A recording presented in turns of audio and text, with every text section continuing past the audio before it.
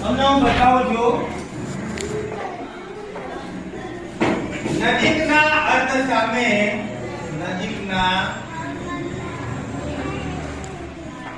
અર્થ સામે ખરું કરો. શું કરો? ખરું કરો. આ નવું છે, બરાબર? તમારે અહીંયા ધ્યાન આપવાનું છે. ચાલો આ પહેલો પ્રશ્ન, એના 3 જવાબ હશે. પહેલા પ્રશ્નના કેટલા જવાબ હશે?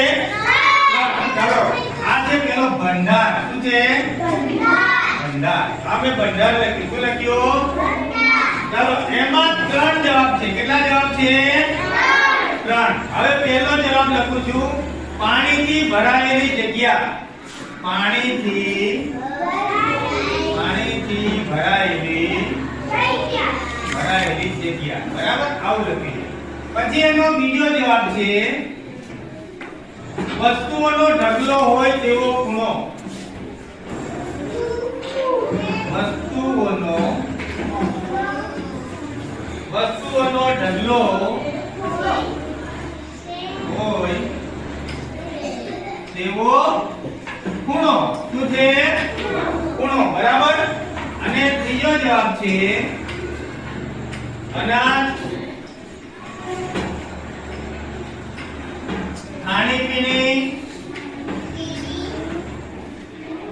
ખાણીપીણીની વસ્તુઓ રાખવાની જગ્યા.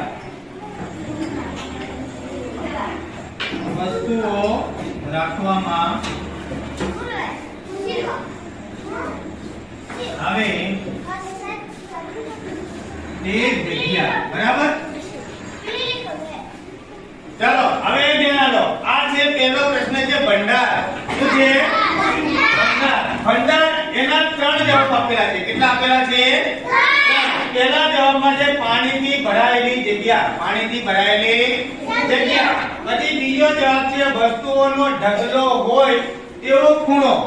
બધી વસ્તુઓ પડી રહેલી હોય આપણે એવો ઢગલો હોય તેવી જગ્યા અથવા ખૂણો. બરાબર? અને ત્રીજું છે અનાજ ખાણીપીણીની વસ્તુઓ રાખવામાં આવે તે જગ્યા. હવે આ ભંડારનો સાચો જવાબ કયો આવે?